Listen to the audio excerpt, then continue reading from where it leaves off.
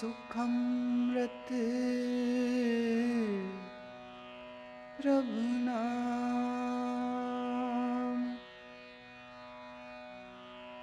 भगत जना के मन बिसराम। सुख मणि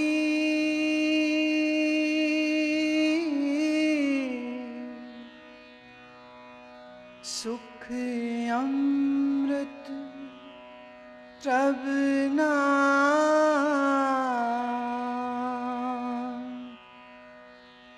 भगत जना के मन विश्राम।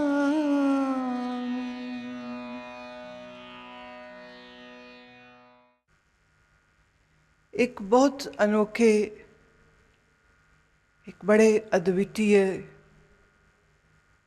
एक अनिर्वचनीय रस से पूर्ण, ज्ञान की ऊष्मा से लबालब भरा हुआ ये वाणी का वो प्याला है जिसको जो कोई पिए वह उस अमृत के आनंद से अपने जन्म मरण के दुख क्लेश, शोक मोह ताप संताप का नाश करके अपने अद्वितीय अनंत शाश्वत परमात्म स्वरूप, अपने ही निज आत्म स्वरूप का अनुभव कर सकता है। सुखमणि साहब की बात हम शुरू करें इसके पहले बहुत ज़रूरी है कि हम उनको याद करें जिन्होंने इस अद्भुत वाणी की रचना करी। ये वाणी श्री गुरु अर्जन देव महाराज की है। गुरु नानक के बाद गुरु गद्दी पर गुरु अंगद देव जी बैठे, उनके बाद गुरु अमरदास बैठे, उसके बाद श्री गुरु रामदास बैठे और इसी श्री गुरु रामदास के सबसे छोटे बेटे जिनका नाम आपने प्रेम से अर्जुन देव रखा। आपका जन्म इसी अप्रैल के महीने में 15 तारीख 1563 को गोविंदवाल में हुआ। गोविंदवाल एक बहुत छोटा सा कस्बा है, आज भी बहुत बड़ा नहीं है। गोविंदवाल में आपने अपनी संत स्वरूपा, शक्ति रूपा, प्रेम और सेवा की मूर्ति, समर्पण और भक्ति की मूर्ति मां भानी के कोख से जन्म लिया। और आपके पिता श्री गुरु रामदास, इनके बारे में तो जितना कहें उतना ही कम। ऐसी अद्भुत प्रेम की मूर्ति थे, ऐसी अद्भुत समर्पण और सेवा की मूर्ति थे कि गुरु रामदास की बात भी थोड़ी सी जरूर मुझे कहनी पड़ेगी। आप गुरु अमरदास के जवाई हैं, तो जवाई होने के नाते जवाइयों जैसा व्यवहार करना चाहिए था, लेकिन जवाई होने से पहले गुरु घर की सेवा करते थे। जवाई हो जाने के बाद भी वो गुरु घर की सेवा ऐसे ही करते रहे जैसे कोई सेवा में समर्पित प्रेमी भक्त गुरु का सिख होगा। आपके जन्म के कोई 3-4 साल गुजरे होंगे। कहते हैं एक दिन आपके नाना गुरु अमरदास जी चौकी पे बैठे हुए थे और इन्होंने अभी थोड़ा चलना सीखा था, तो चलते चलते अपने नाना के पास पहुंच गए और उनके चौकी के पाए को पकड़ने की कोशिश करते हैं और फिर पकड़ के उठ जाते हैं। तो जब इस तरह से मेहनत करके चौकी तक आते देखा और चौकी को पकड़ के खड़े होते देखा तो गुरुदेव के मुख से सहज निकला, हाँ हाँ तू ही बैठेगा इस पर अभी देर है, अभी वक्त है। दोता है, बेटी का बच्चा है, सहज में कही गई बात भी हो सकती है, पर सद्गुरुओं के मुख से सहज से निकली बात भी बहुत दूर की कौड़ी साबित होती है। ये एक ऐसी भविष्यवाणी साबित हुआ। हालांकि गुरु रामदास जी के 2 पुत्र और भी थे, बड़े पृथ्वीचंद, बीच के महादेव जी और ये सबसे छोटे। देखा जाए तो रिवायत या रिवाज के अनुसार अगर कहें, अगर परिवार के किसी सदस्य को गुरु गद्दी देनी होती तो बड़े बेटे को देनी चाहिए थी, लेकिन समय ने कुछ और लिख रखा था और गुरु अर्जन देव अपनी माँ गंगा देवी और अपनी नानी और अपने नाना की इस पवित्र छांव में कोई लगभग 11 वर्ष गोइंदवाल में रहे। गोइंदवाल बहुत प्यारी सी जगह है, नदी किनारे बसा हुआ ये छोटा सा नगर। आज भी जाओ तो लगता है जैसे इन पत्थरों से, रेत के टीलों से, नदी के किनारे से अभी भी जैसे वाणी गूंज रही है। जहाँ वो खेले, जहाँ वो रहे, जहाँ उन्होंने पहला सबक अपने नाना की गोद में बैठकर सिमरन का सीखा, प्रेम का सीखा, और सेवा और ज्ञान की मूर्ति तो उनके अपने पिता है श्री गुरु रामदास। और दिन रात अपनी माँ माता गंगा देवी के मुख से गुरुवाणी के इस अमृत प्रवाह को सुनते सुनते सुनते बड़े हो गए। अब पारिवारिक और सामाजिक ज़रूरतों को पूरा करते हुए पिता ने फैसला किया कि अब इनका विवाह कर देना चाहिए। तो विवाह के लिए कृष्णचंद जी की जो सुपुत्री थी गंगा देवी, इनके साथ आपका विवाह हुआ। माता भानी इनकी माँ और गंगा देवी इनकी पत्नी।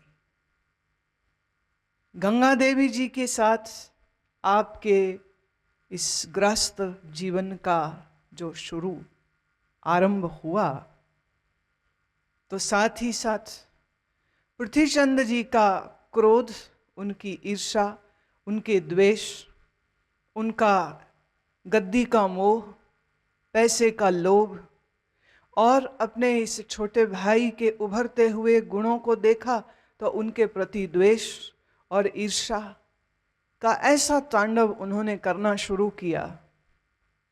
कहाँ तो गुरु अर्जन देव हैं जो सेवा में, सिमरन में मस्त है, गुरु से प्यार करते हैं, गुरु से मोहब्बत करते हैं। सांसारिक दृष्टि से देखें तो गुरु रामदास आपके पिता हैं। सांसारिक दृष्टि से देखें तो पुत्र होने के नाते उनके साथ उनका रवैया दुनियावी होना चाहिए था, जैसा एक बेटे का बाप के साथ होना चाहिए। लेकिन ये अपने पिता के साथ पिता जैसा नहीं, जैसे कोई शिष्य अपने गुरु के साथ व्यवहार करता है, वैसा ही ये व्यवहार अपने पूज्य पिता और गुरुदेव के साथ करते थे। जैसे एक सेवक अपने सद्गुरु के दर्शन को ललाहित रहता है, तन मन से उनके प्रति समर्पित रहता है, अपने भाव, अपना प्रेम, अपना श्रद्धा को वो निरंतर बरसाता रहता है, और सेवा कर कर के भी वो एक ही चीज़ मानता है कि मैं इस योग्य तो ना था, पर तूने फिर भी अपनी सेवा में मुझको रखा है, तेरे दर्शन मिल रहे हैं, ये तेरी कृपा है, परमात्मा का दिया हुआ ये ऐसा रहमत का, ऐसा कृपा का प्रसाद है जिसको मैं भोग रहा हूँ। ऐसा पिता जिसके लिए शब्द छोटे पड़ जाए। ऐसी माँ जिसने इतनी सेवा करी अपने पिता गुरुदेव की, कि प्रसन्न होकर के उनने कहा था कि तेरी जो इच्छा है मन ही मन में, उस इच्छा को मैं ज़रूर पूरा करूँगा। और उनकी इच्छा ये थी कि गुरु नानक की गद्दी आज तलक हमेशा बाहर गई। उनकी इच्छा ये थी कि जिस संतान को आप उचित समझें, उत्तराधिकारी होने के योग्य समझें, गुरु घर की सेवा करने के लायक समझें, तो अपनी संतानों में से ही किसी को आप ये आशीर्वाद दीजिएगा। माता जी के और पिता दोनों की इस छत्र छाया में पले हुए गुरु अर्जन देव सिर्फ एक ही भाषा जानते हैं, वो है प्रेम की। उनका हृदय अपने पिता, अपने सद्गुरु के प्रति इस तरह से भाव से विभोर हो रहता था कि आप कहते थे, तुझ बिन कवन हमारा, तुझ बिन कवन हमारा, मेरे प्रीतम प्राण आधारा, मेरे प्रीतम प्राण आधारा, तुझ बिन कवन हमारा, तुझ बिन कवन हमारा, अंतर की विद तुम ही जानी, तुम ही सजन सुहेले,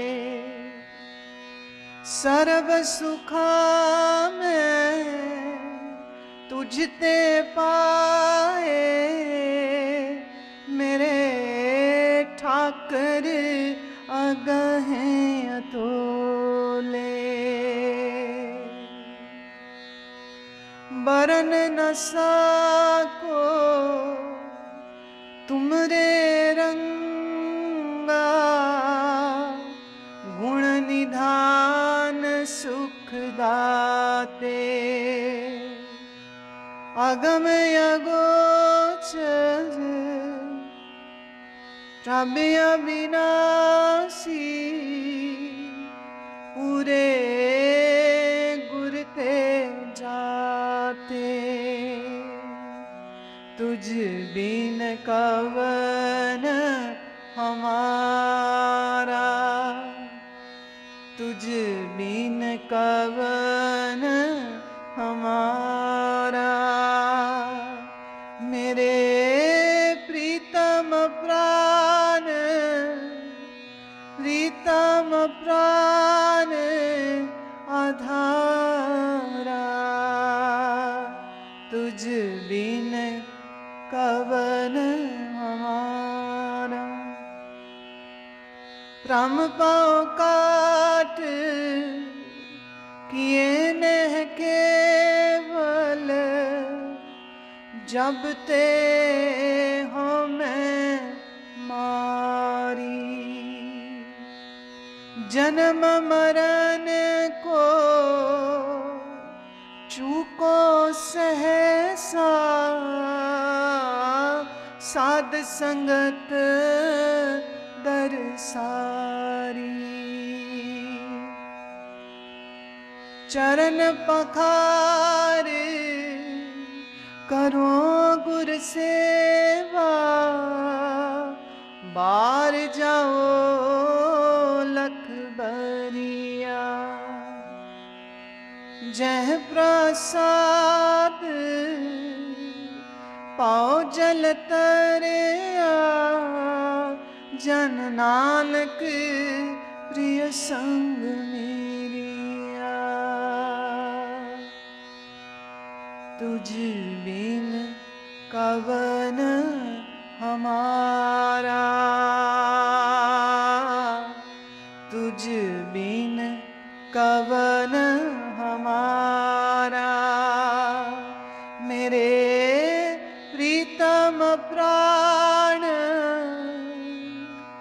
प्रीतम प्राण आधारा,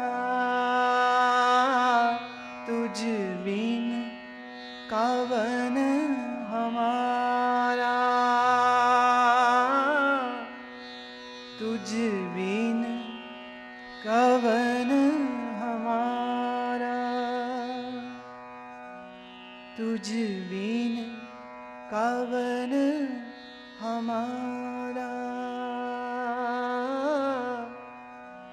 तुझ बिन कवन हमारा।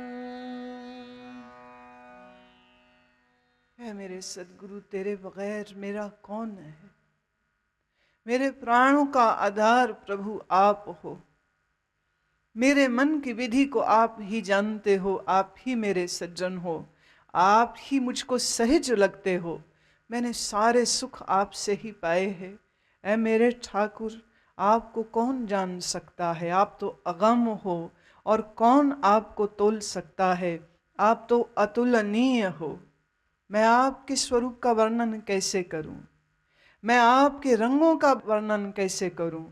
आप गुणों के खजाने हो, आप सुखदाते हो, आप अगम हो, अगोचर हो, अविनाशी हो। और आपको मैं समझा तो अपने गुरु की मेहरबानी से। देखिए, गुरु की मोहब्बत में वह अपने पिता और अपने सद्गुरु रामदास को भी अपना प्रीतम मानते हैं, और उतनी ही घनिष्ठता से वो परमात्मा को अपना प्रीतम मानते हैं। तो ये समझना मुश्किल हो जाता है कि कहाँ पर प्रीतम शब्द का अर्थ गुरु है, कहाँ पर प्रीतम शब्द का अर्थ परमात्मा है। ऐसा आपस में एक सांझी कर रखी है। प्राम पाओ काट किए नेह केवल। अब ये काम गुरु का है, गुरु रामदास का है, जिन्होंने मन के भ्रमों को दूर किया, अज्ञान को दूर किया और नेह केवल बनाया, और मेरी हौमे को, मेरे अहंकार को मार दिया। जन्म मरण को चूको सहसा, अब मुझे कोई संशय नहीं, ना जन्म के विषय में ना मरण के विषय में। मेरे सब संशय दूर हो गए। साध संगत दर सारी, इस साधु की संगत ने मुझे ऐसा अद्भुत दर्शन दिया है कि अब तो एक ही इच्छा होती है, चरण पुकार करो गुरु सेवा। बस अपने गुरु के चरणों को धोऊं और उनकी सेवा करता रहूं। बार जाऊं लख बरियां, कुर्बान जाऊं मैं लाखों बार उन पर। जय प्रसाद पवजल तरया, जन नानक प्रिय संग मिरिया। जिनकी कृपा से मैं भवसागर से बाहर आया हूँ, और ए नानक, अपने इस प्रिया प्रियतम के साथ मिलकर के मैं एक हो गया।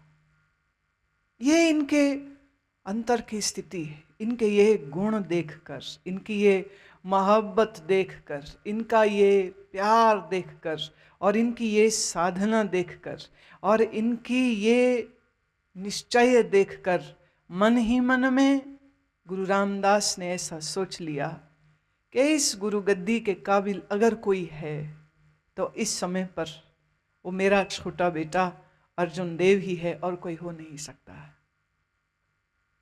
पृथ्वीचंद बड़े होशियार थे।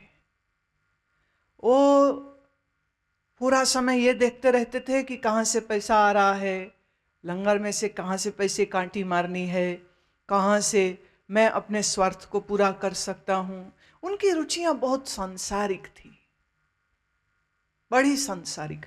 अब ये भी अजब बात है, पिता गुरु रामदास जैसा, माता भानी जैसी, और फिर उसके बाद उनके ऐसे लक्षण थे।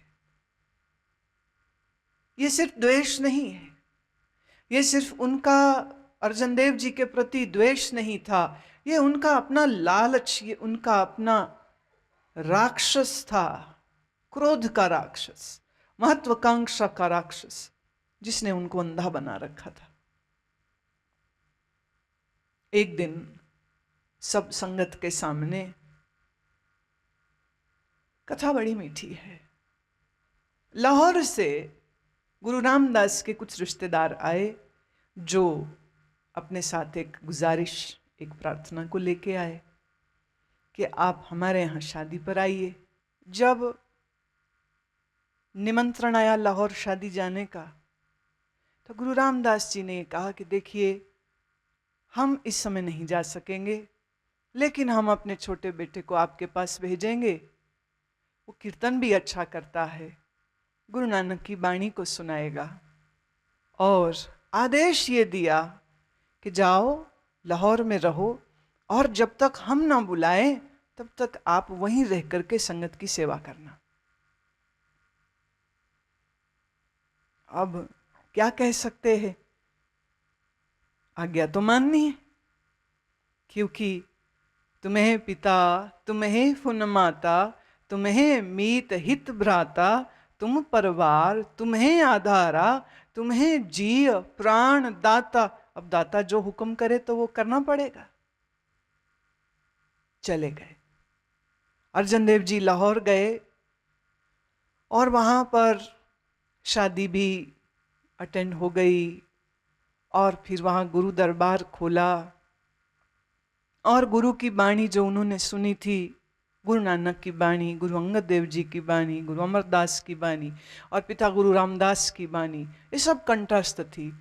उसको गाए, सुनाए, और संगत बड़ी निहाल, क्योंकि उन्हें ऐसा लगे कि वो तो जैसे साक्षात गुरु रामदास जी के ही पास बैठे। हफ्ते महीनों में निकल गए। अब मन ही मन वो तड़प रहे, गुरुजी वापिस ही नहीं बुला रहे। तो फिर हार के एक चिट्ठी लिखी। एक कड़ी न मिलते तो कल जुग होता, हुण कद मिलिए प्रिय तुद भगवंता। एक कड़ी न मिलते तो कल जुग होता, हुण कद मिलिए प्रिय तुद भगवंता। कब मिलूं तुमको, कब करूं तेरा दर्शन। चिट्ठी पहुंची गोविंदवाल, पर लग गई हाथ पृथ्वीचंद के, क्योंकि वो संगत जब आती थी तो सबसे पहले यही मिलता था, क्योंकि माल आ रहा है, कुछ पैसा आ रहा है, कोई अनाज आ रहा है, तो ये बटोरना है। उसकी नजर हमेशा माया पर रहती थी। तो चिट्ठी जैसे ही पढ़ी तो उनने चुपचाप अपने पास रख ली, गुरुदेव को नहीं दी। इस डर से चिट्ठी पढ़ेंगे फिर बुला लेंगे, फिर उनका मन उसमें लग जाएगा, और मैं अच्छी खासी अपनी सेटिंग बना रहा हूँ, संगत में अपना एक जगह बना रहा हूँ, और संगत रोज मुझे मिल रही है कि गुरुजी का बेटा है, गुरुजी का बेटा है, आदर कर रहे हैं, और बीच में यह फिर आ जाएगा। चिट्ठी नहीं दी। जवाब जब नहीं आया तो अर्जन देव जी को बड़ा कष्ट हो रहा है कि ऐसा कैसे, हम अरदास करें और वो सुनते भी नहीं, ऐसा तो हो नहीं सकता है। फिर लगा कि शायद कुछ मेरी कमी है, पुकार फिर से कर दो। फिर एक चिट्ठी लिखी, दूसरी चिट्ठी पहुंची पृथ्वीचंद जी के हाथ, फिर से वही चिट्ठी लग गई, क्योंकि वो तब वो पहरा दे रहे हैं, वो पहरा दे रहे हैं। जो चिट्ठी खोलते हैं फिर उसमें यही पुकार लिखी है। गुरुदेव कह रहे हैं, अपने गुरुदेव को अर्जन देव जी कह रहे हैं, तुम्हारी ओट तुम्हारी आशा, तुम्हारी ओट तुम्हारी आशा, बैठत उठत सोवत जागत, विसर नहीं तू सास गिरासा, विसर नहीं तू सास गिरासा। तुझ बिन अवर नहीं मैं दूजा, तू मेरे मन माही।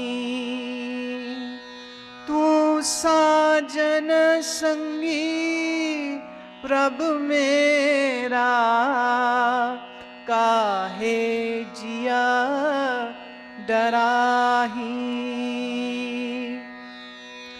राख राख शरण प्रभ अपनी, अगन सागर बिकराला।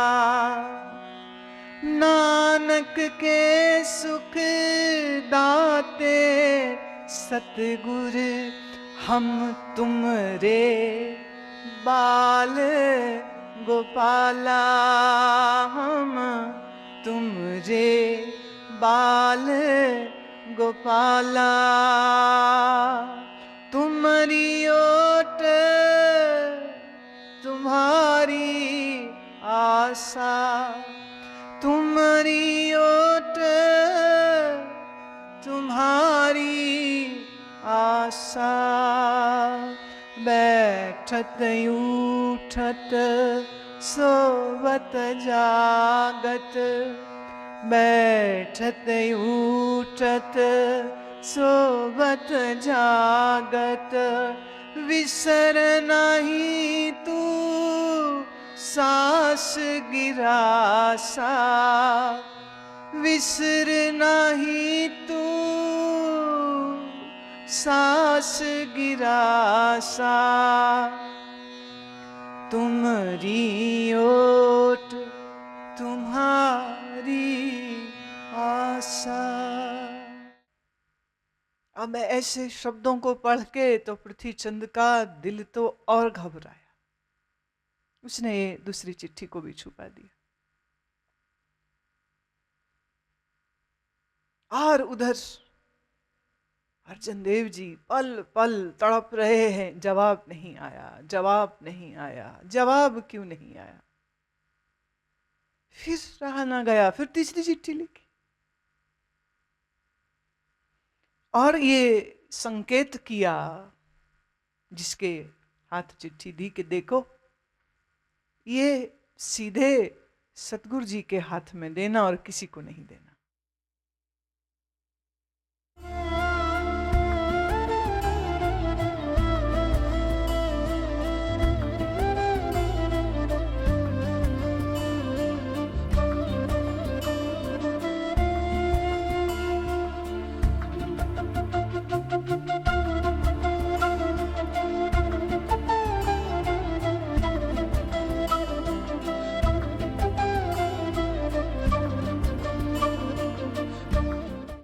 गुरबानी का ज्ञान सागर परम पूज्य आनंद मूर्ति गुरु मां की दिव्य वाणी में गुरबानी की अनुपम व्याख्या।